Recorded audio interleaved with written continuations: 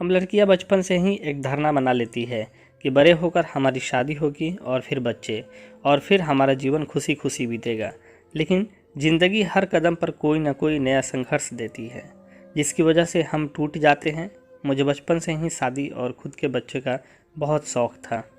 24 साल की उम्र में मेरी शादी हो गई थी, लेकिन शादी के 1 साल बाद भी जब मुझे बच्चा नहीं हुआ तो सब ताने मारने लगे।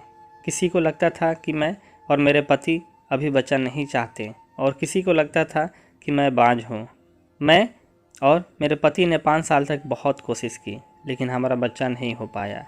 ये एहसास बहुत डरावना होता है। समाज, परिवार और रिश्तेदार तरह तरह के सवाल करते हैं और ये सब मुझे अंदर ही अंदर बहुत परेशान करता था। मुझे हैरानी होती है कि मर्द से कोई नहीं पूछता कि बच्चे क्यों नहीं हो रहा। सब सवाल औरत से किए जाते हैं, खासकर हमारे देश में। ऐसे सवाल दिल से सुई की तरह चुभते हैं, क्योंकि मैं जानती थी कि शायद पूरी ज़िंदगी मेरे बच्चा नहीं हो पाएगा। मुझे ज़िंदगी का कड़वा सच हजम करना था, कड़वा सच कि मैं बांझ हूँ।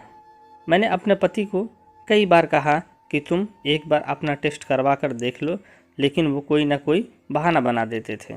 उन्हें लगता था कि आदमी में कभी भी कमी नहीं होती, सारी कमियां तो औरत में होती है। जब किसी को पता हो कि वह मां नहीं बन सकती तो हर समय ऐसा लगता है जैसे कोई बीमारी हो, चाहे कोई भी परिस्थितियाँ हो। ऐसा एहसास होता है कि ज़िंदगी में किसी चीज़ की कमी हो। जब मैं दूसरे लोगों को देखती थी तो सोचती थी, भगवान ने मेरे साथ ही ये नाइंसाफ़ी क्यों की। कई लोगों को तो गलती से भी बच्चे हो जाते हैं, लेकिन इतनी जिद्दोजहद के बाद भी मेरा बच्चा क्यों नहीं हो रहा। मुझे लगता है कि ज़िंदगी में माँ बनना सबसे बड़ा सुख, और ये सोचकर हर वक्त मेरे साथ रहती है।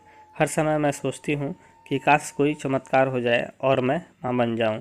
बच्चा पैदा ना करने की वजह से मेरी सेहत तो बिगड़ ही रही है, साथ ही मुझे मानसिक पीड़ा भी घिरे हुए हैं। यही नहीं, मैं और मेरे पति के कई तरह के इनफर्टिलिटी क्लिनिक भी जाते थे, जहां हमारा बहुत पैसा भी खर्च होता था। एक उम्मीद है कि शायद किसी डॉक्टर के पास मेरे बांझपन का इलाज हो। अब मेरी शादी को 8 साल होने के आते हैं और बच्चे की तमन्ना आज भी मेरे दिल में है।